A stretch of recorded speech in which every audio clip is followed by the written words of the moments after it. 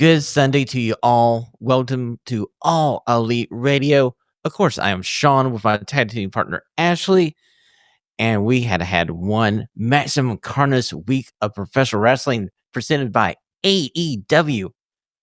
Ashlee, after seeing both Collision and Dynamite, how do you feel about Powerhouse Hobbs and his position as maybe the top homegrown babyface of the company?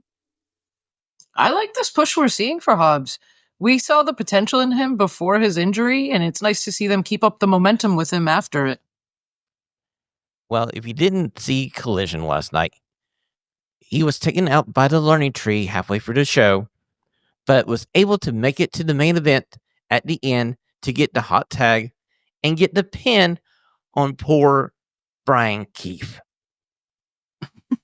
Unfortunately, not Wheeler Yuta. I know. I had Wheeler Yuta in the pool of who was going to get pinned in this match.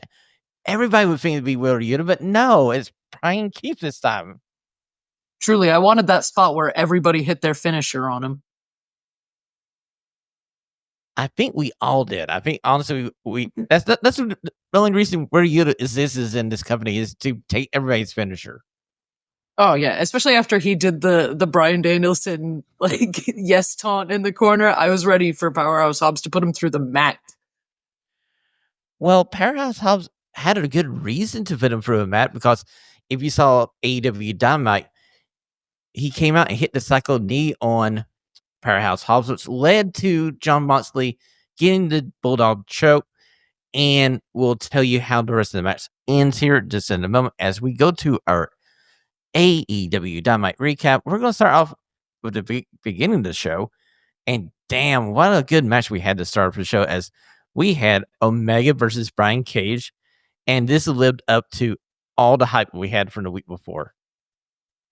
Yeah, and this is very cool to see because this was one of the matches I remember Brian Cage talking about wanting the most. So it was cool to finally see him get it. And it's cool to see him kind of be a part of like this big storyline because I feel like Cage's usage has been kind of like wishy-washy in the past. So it's nice to be him like be steady and kind of be in this match with Kenny Omega, a place where he's wanted to be for a long time.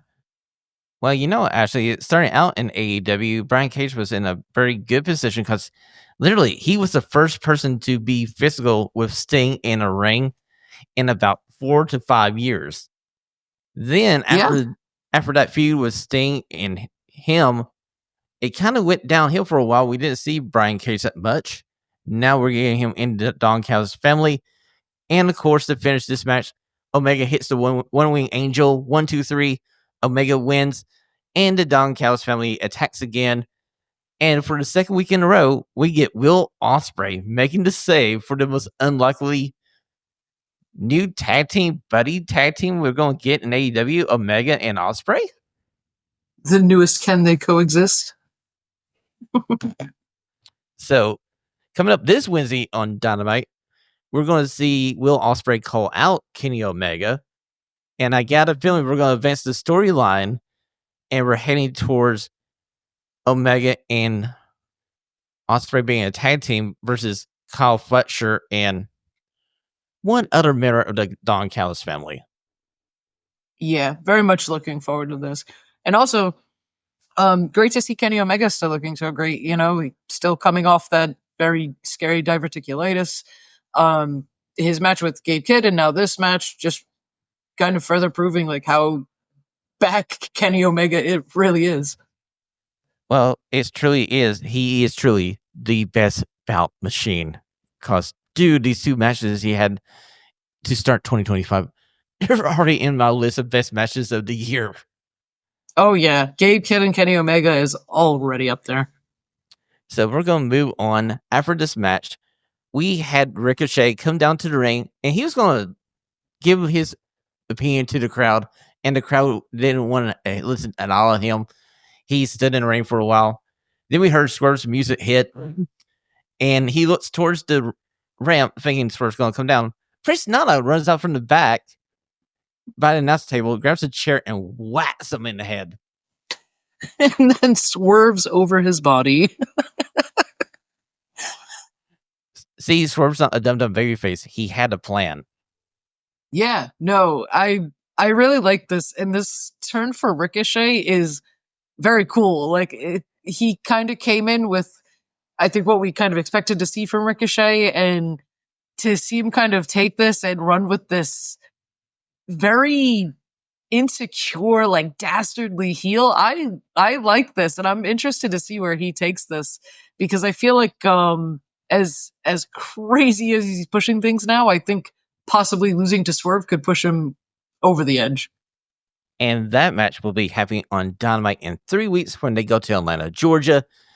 But I got a feeling that we're going to see Swerve get his hands on Mr. Ricochet a little sooner, because we learn on Collision a lot of things that Swerve touches dies, and he's going to use that talent once he gets his hands around Ricochet's neck. Looking forward to that one, and I'm glad to see them announce it so early in advance.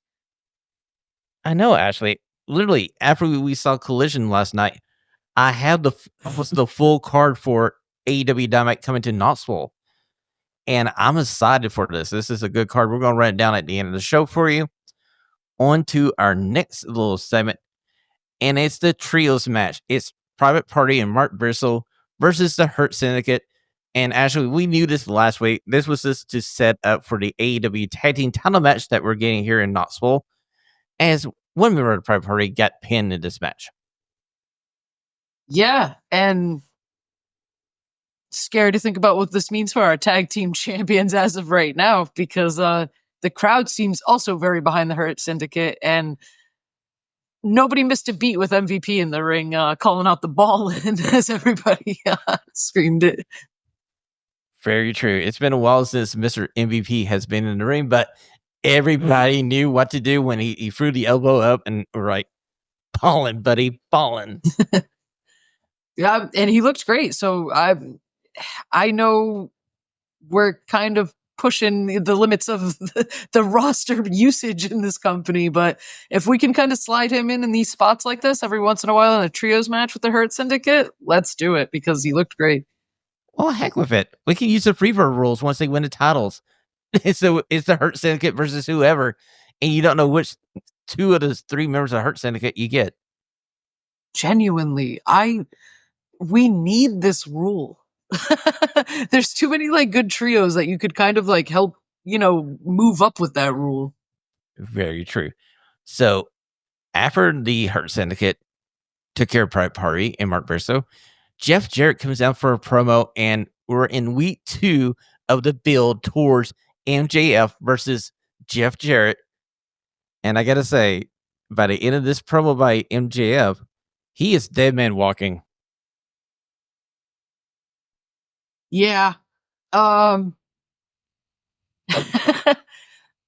this was kind of weird for me. It started off like really good. There was like, I love some of the lines by both guys. I do feel it went a little over. I feel like it went a little too long.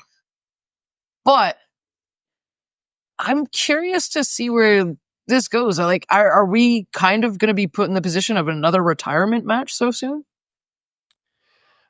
Or are we going to get MJF laying out 7 challenges for Jeff Jarrett to go through 7 weeks to get to AEW Revolution?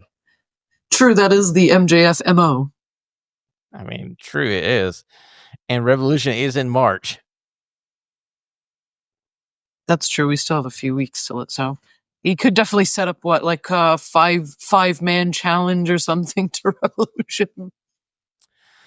By this time, I'm wondering how much money MJF has, because he's done this so many times where he hasn't paid out money to get people to fight for him. So, does he truly have unlimited funds? I guess it depends on how much that contract was worth at this point. Okay, so we're moving on to our next match. It's Hook versus Christian Cage. And of course, with Christian Cage, you get patriarchy out there. And this match ends in a DQ. We still do not have Hook having a victory in this never ending feud. But we get to return of Samoa Joe. He throws Sabian around like a red doll. And poor Nick Wayne. You already got tossed one time by Samoa Joe. Why the hell are you getting back in the ring? Yeah, I don't like Nick Wayne's chances next week. I am so happy Samoa Joe is back too, by the way. And listen, we had a glimmer of the thought of Taz getting in the ring, and I popped very hard for that. I would very much like to see Taz just do one thing in the ring. Just one suplex. Come on.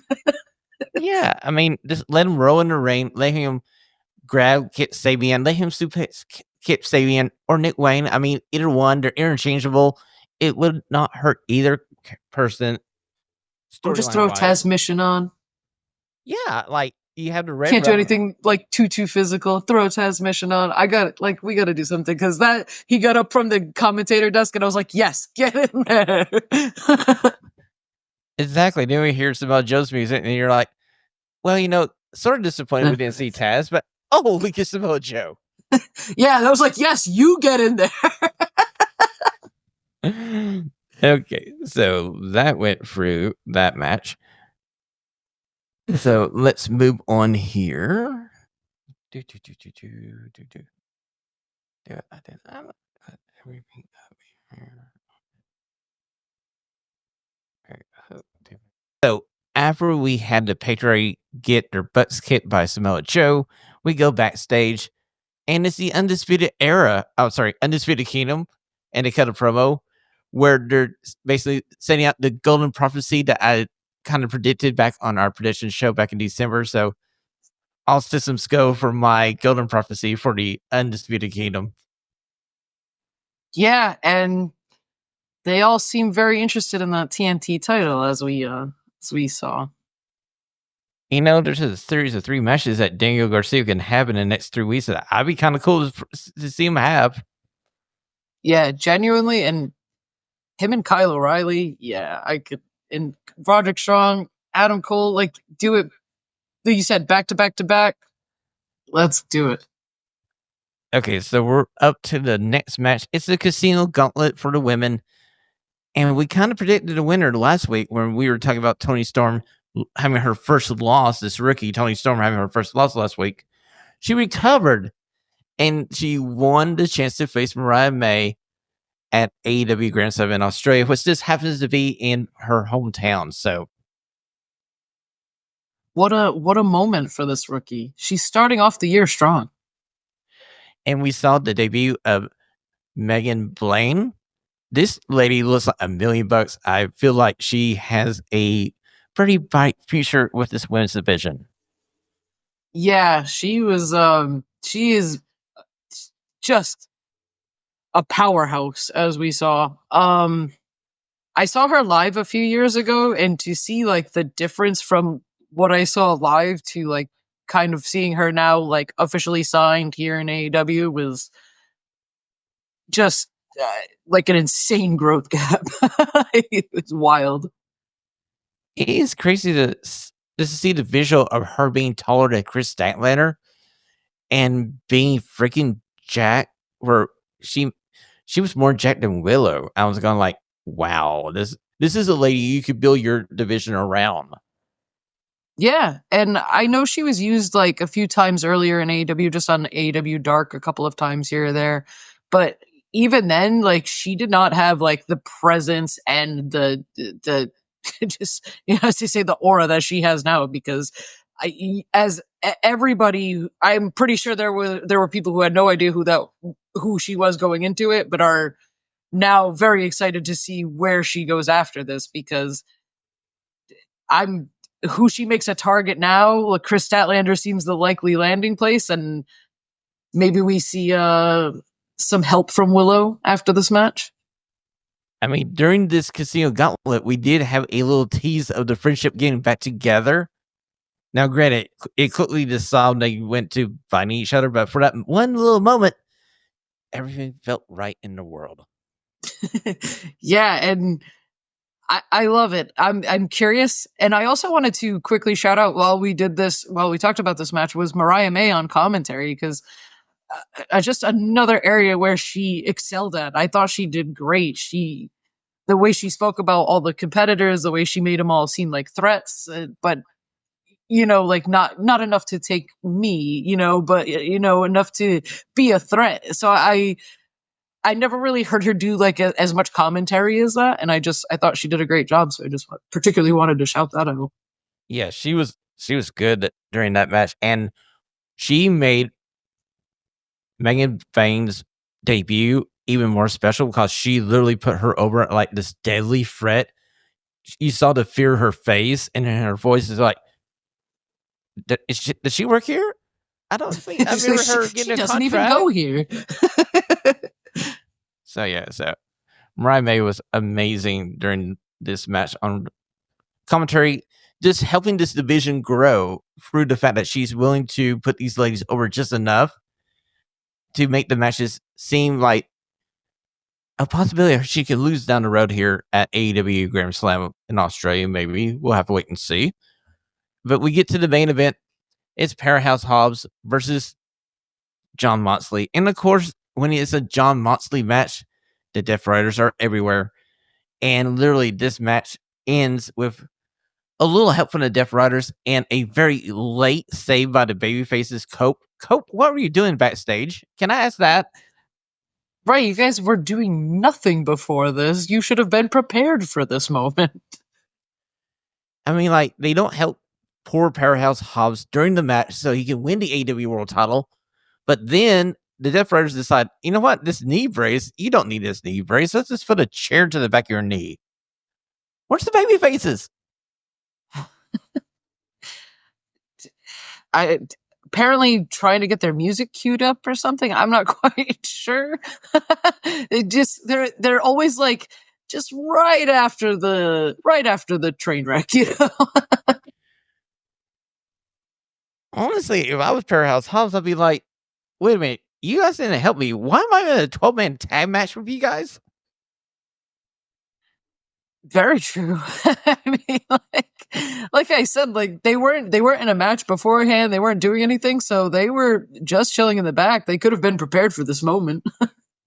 So, Ashley, how did you feel about the first half of this 2-night AEW Maximum Carnage event?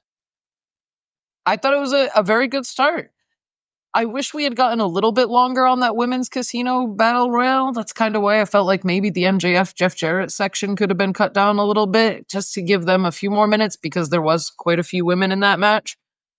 But this continued push for Powerhouse Hobbs I'm loving. The Osprey, Omega, Don Callis, family stuff I'm loving. Got a lot of good stuff, and then it led into a lot of good stuff I think tonight here on Collision. Well, let's go over to our newswire real fast before we give you your AEW Collision catch up.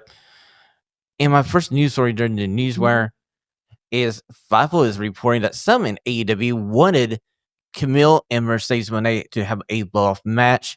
We haven't seen Camille in a AEW wrestling ring since like October. And I'm with these people. I thought this was a feud that we were building to, and eventually Camille was going to be the one to take the TBS title off of Mercedes Moné. But now I'm not even sure if we'll ever see Camille back in AEW. Yeah, this is something that fell apart very quickly.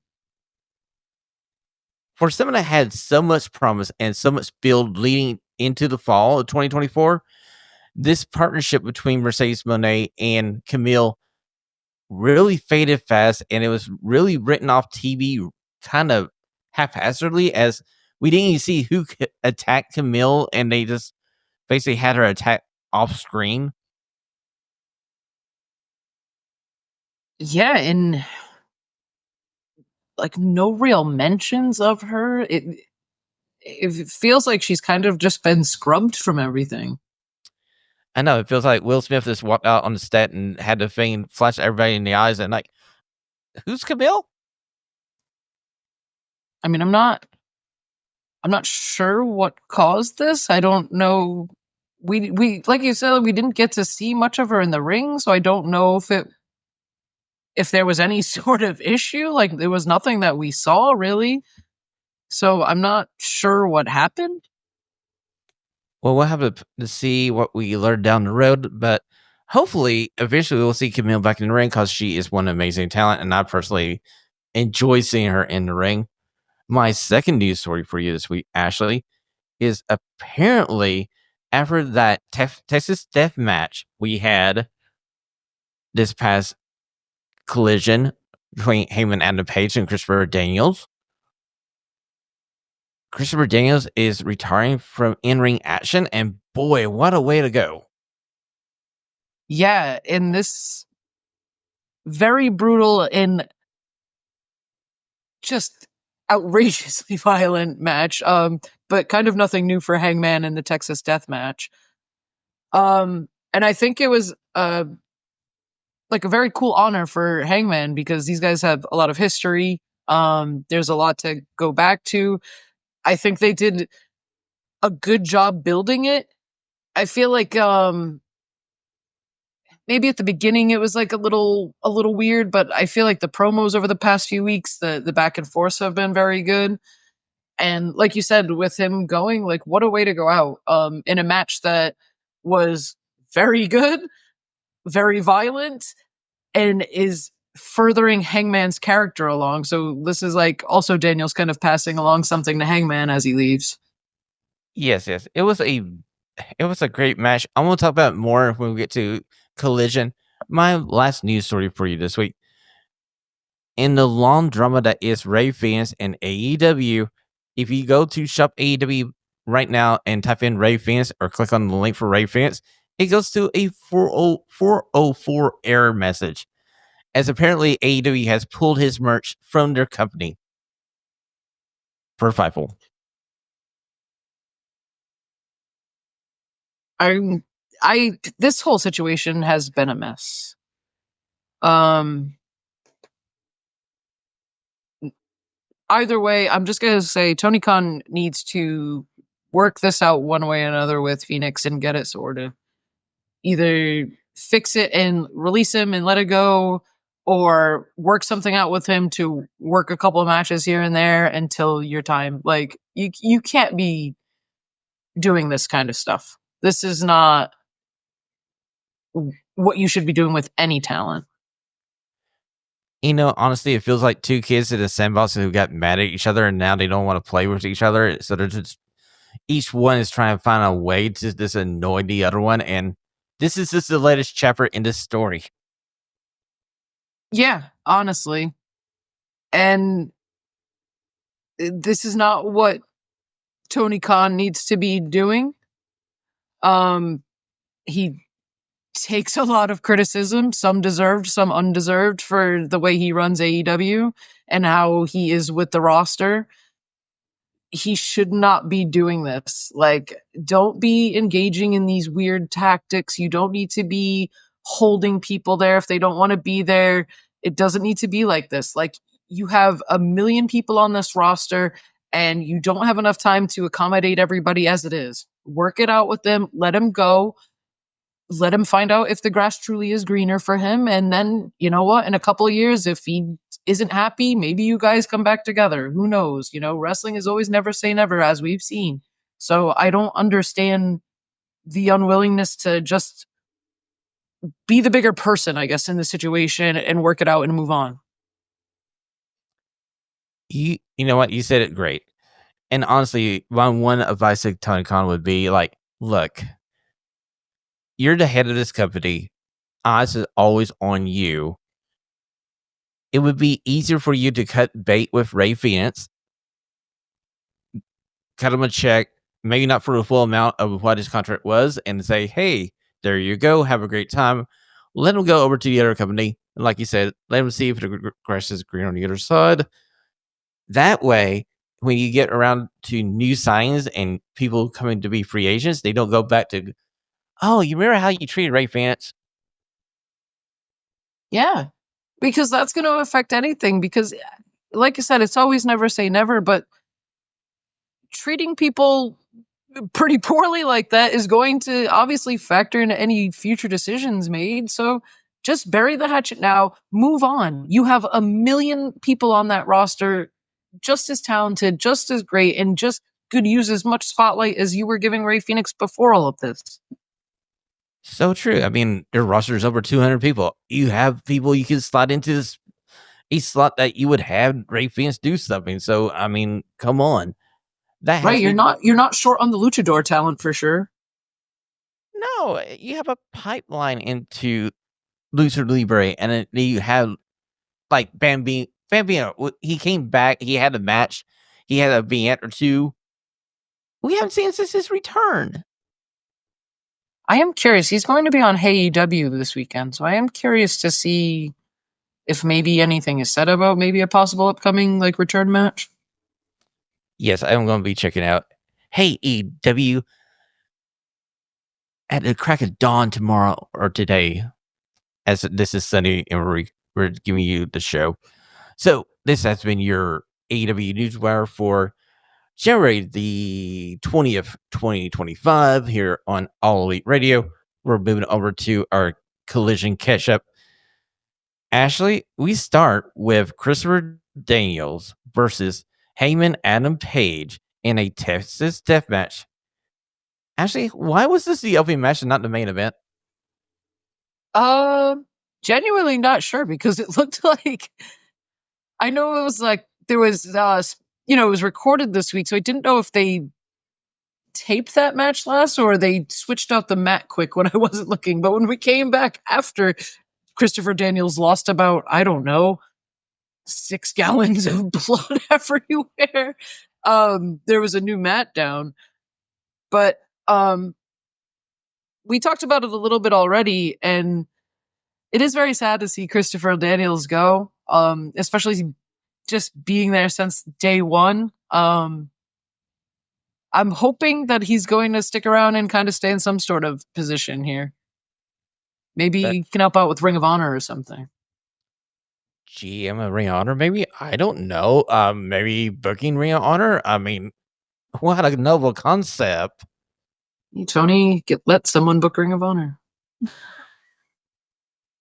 But this match was just insane from the get go. About 5 minutes into this match, we see Heyman Adam Page throw Christopher Daniels into the ring corner on the outside. This is where Daniels starts bleeding. And by the end of the match, like you said, I felt like they're going to get a wheelchair or something to bring down to take Christopher Daniels back to the back for a transfusion because dude was bleeding like a stuffed pig.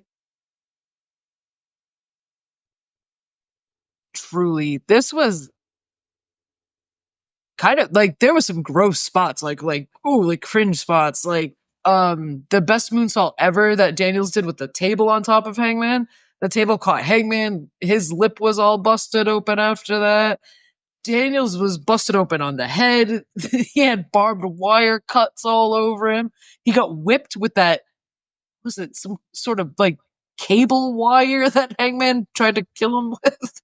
Okay.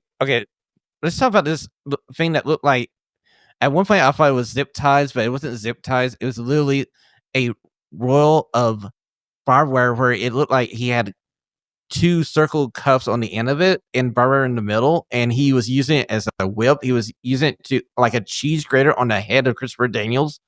And like you said, it was a sick freaking match. Yeah, but it was so good. And this Hangman's getting into some crazy depraved depths here. So I'm a bit concerned for him. I'm interested to see the dynamics with Kenny Omega back and if we get some interaction there. That's going to be very interesting because they have not interacted since Omega's return to AEW. So let's move on to our next match. As we got a Ring of Honor special, as we saw Shane Taylor promotion come out, and they faced the Undisputed Kingdom / Era. And unfortunately for your Shane Taylor promotion, Undisputed Era won the match. But I gotta say, it was a fine match, but it was a little letdown coming from the match we saw before Christopher Daniels and Heyman Adam Page. Yeah, I felt it was like a little bit of a cooler match. This was I would have liked to see Shane Taylor in this match, but I get putting the infantry in it. I am very curious because of the post match stuff, though, and the stuff that this led into with Daniel Garcia. Yes, we see Diego Garcia come down to help the Undisputed Kingdom, and they stand in the ring. And Kyle O'Reilly just kind of stares at the TNT title just a little bit too long for Mr. Garcia's liking. So, are we heading to Kyle O'Reilly versus Daniel Garcia, and where can I give somebody some money? Right. I sure hope so. I sure hope that's where we're heading. Um, all three of the Undisputed Kingdom guys seemed very interested in that gold, as we saw in a little backstage segment a little later. Um, I wouldn't I wouldn't be awfully surprised to see maybe a title switch, but either way, I'm looking forward to. I'm undoubtedly sure we're getting a match between DG and all of these guys. It's going to be some fun time with the TNT title in the next few weeks here in And also, AEW. Then. just very quickly, we're getting Angelo Parker back next week to join Daddy Magic and DG in that trios match against the Undisputed Kingdom to kind of, I guess, lead off into these singles matches with DG and the Undisputed Kingdom. So it's going to be cool to see the like 2.0 and DG back together. Yeah, so it's going to be interesting to see the Buffalo Boys versus the Undisputed Kingdom and see how all that plays out as AEW makes their return to Jacksonville for their homecoming next Saturday on Collision. So we're on to the next match, and I gotta say, I feel sorry for Top Flight because I thought we were doing something with Top Flight. I thought we are getting them a little bit of push. I thought they were going to be the team to face Private Party for the titles. They just got crushed by the Murder Machine. Yeah, and I understand like the Don Callis family, like kind of having them be dominant and everything.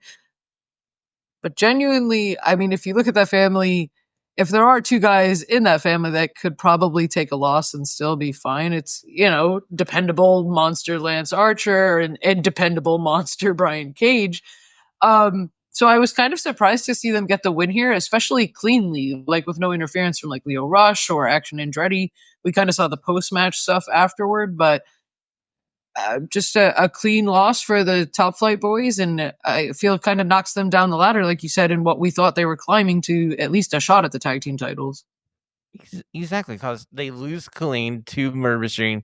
Then we see Leo's Russian music play. He comes out with Ashlee Andretti. They beat down the boys. So 2 losses They and wear 1. puffy coats. Well, you know what? They're heels, so they can wear the world's worst looking jackets, but it's on brand. True. Okay, so after we have Top Flight get crushed by Murder Machine, we come back to the Acclaim, and it's the world's quote unquote greatest professional wrestler, Max Caster, in the ring calling out Anthony Bowens. And finally, Anthony Bowens is so sick of his beep, he just basically tells him off. Yeah. And we finally saw the official breakup. No more teased breakup. They are no longer. So I will be interested to see where this leaves these guys and how they're going to be used from here on out. Is Max Caster, is he still toying with the idea? Is the Hurt Syndicate even interested still in him? Well, I guess time will tell, and we'll have to see. Now, the one interesting thing about this breakup is there was no physical interaction between Matt Caster and Anthony Bowens. They didn't beat each other down. They basically told each other off, and we leave this segment after Billy Gunn comes down to try to talk sense into the guys. We leave with Matt Caster storming out the ring, declaring that he's going to show the whole world that he is the greatest professional wrestler in the world. So, best of luck to you, buddy. Best of luck.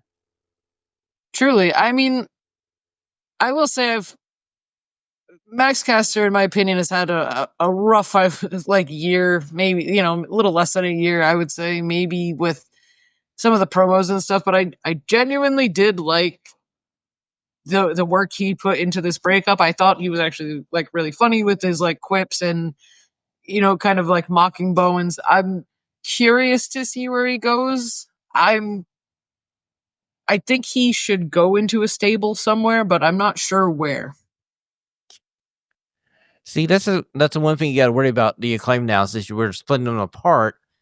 the singles male division in AEW is very stacked, top to bottom, and now trying to find them a slot on either Collision or Dynamite is going to be harder because you don't have them as a tag team going into the tag team division. So we'll just have to wait and see what is going to happen to the Acclaim Boys as we go forward.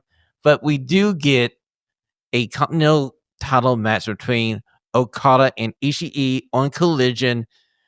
And I know a lot of people complain about Okada playing this heel comedy character right now. We're not getting the 7-star classic Okada that we know and love from New Japan Pro Wrestling. But Ashlee, I enjoyed this slime ball heel that Okada is playing right now, that he knows he's just being a dick to everybody and just let me show you how I can win without doing the most moves ever. Yeah, no, I like this because he's, like you said, he's a dick, but he's one of the most talented professional wrestlers in the world. So he can also back it up and just win the match. He doesn't, like, he just does this because he's extra and petty. And that's, those are some great characteristics to have when you're in professional wrestling. So this match ends with Okada getting the referee distracted long enough for Okada to hit a low blow, then a rainmaker for the win. But during this match, Ishii hit a Ishii clothesline, a Ishii maker. I was like, wow, we're going to see this, and this might be the finish in the match. That would have been crazy. But I mean, I wouldn't want Ishii to hit me with anything. That would be terrifying. Okay, we got to just make some ground rules here for a match with Ishii. When you get into the ring with Ishii for a match, don't go for his chest.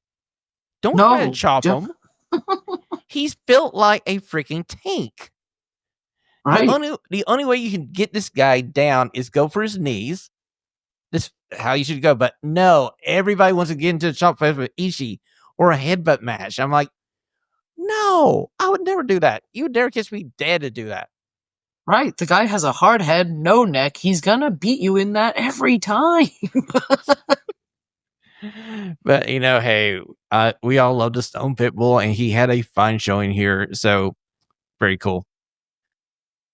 And we move on to a interesting match here because, as we said, Collision was taped Thursday, and they had a chance to tape matches on and off of this card for us on Collision. But we get a natural Dustin Rhodes squash match as he faces like Adam. I forget Adam's last name, Adam but Priest, I think it was. Adam Freeze. Adam Freeze from like Alabama. And this is basically a 5-minute squash match where we see Dustin hit a crossroad, then a brainbuster for the win. And I'm going like, I like Dustin, but why do we need this right before the main event? In total agreement. And this is the kind of position that Tony Khan puts me in. I don't want to have to complain about a Dustin Rhodes match being on a show. This shouldn't be the position I'm in.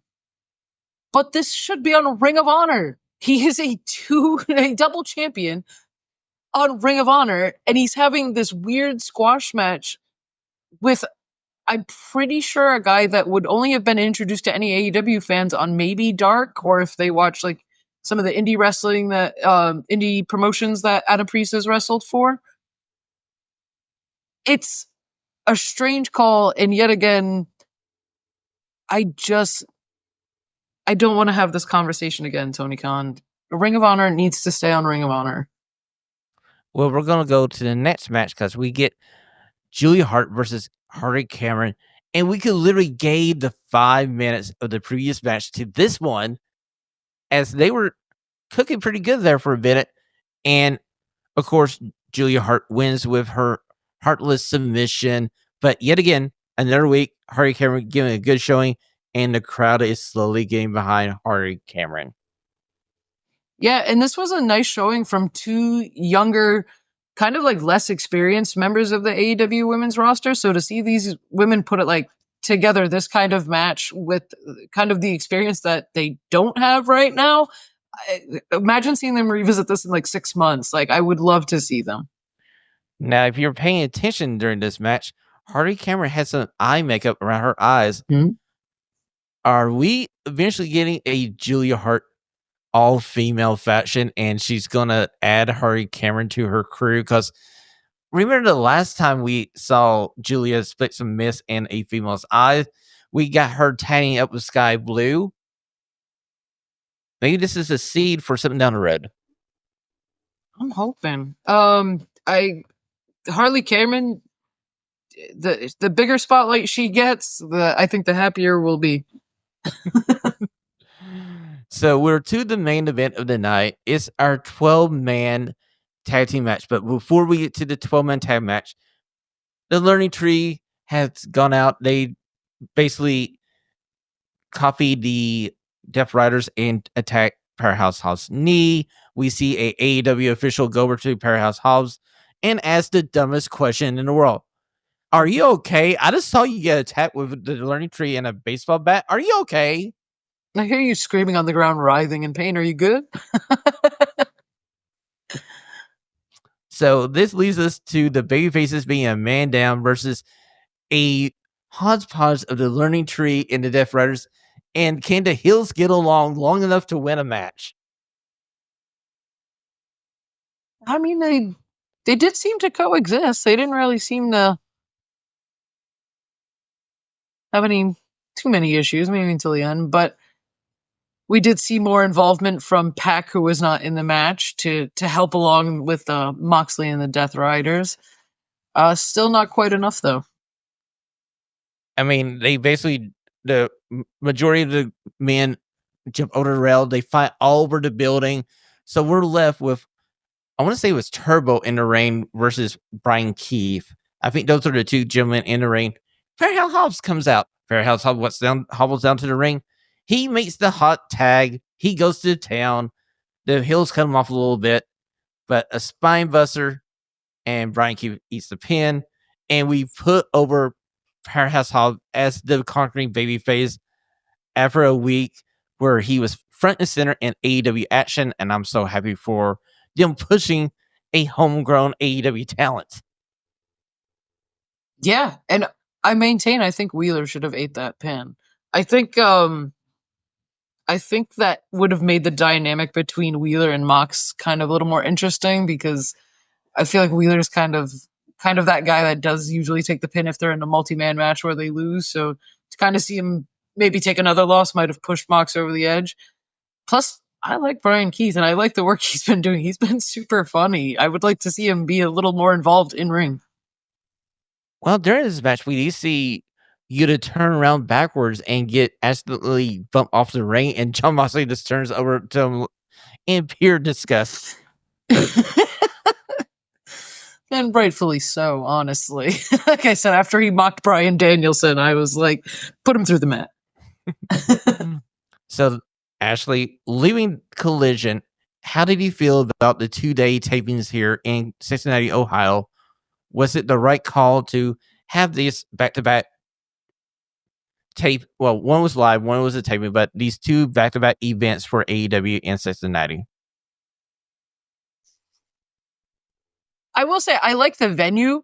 I like these kind of like weird, unique looking venues that AEW is kind of finding to run. I think running the smaller venues has been the way to go because I do think the crowds have been far better the past few weeks as they've run these smaller venues with like a more distinct look. Or like this week they had like a very different hard cam angle that was kind of like strange to look at when you've watched wrestling in a very uh the same way essentially for what, like 30 years now essentially. um I like it. I feel like we need to carve out a little more time for the women across it, but I like it. I think maybe doing the two live shows might be a little better just because that's killer for any crowd live on a weeknight.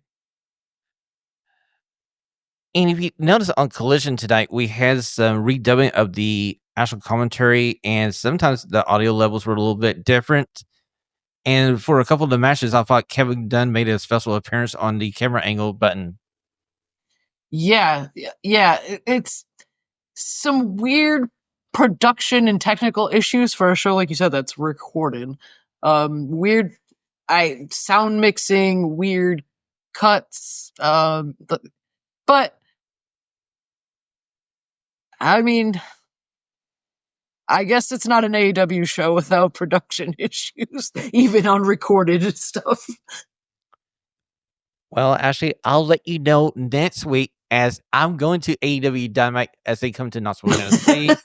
So I'm going to have the experience of being able to see it live, then watching the TV version before I join you guys next weekend to talk about everything AEW wrestling. So, Ashlee, where can we find you on the Super Information Superhighway? I'm always live tweeting along with the AEW shows on Blue Sky. It's at groovyash.bsky.social. And you can follow this show on Twitter and Instagram at All Elite Radio. And until we see you next week, top podcasters out. Have a great week. Stay warm, especially here in the South, because we're about to have a art blast. And boy, it's going to be a very cold night here in Knoxville, but I'm ready for AEW to come to my hometown. Take care, guys.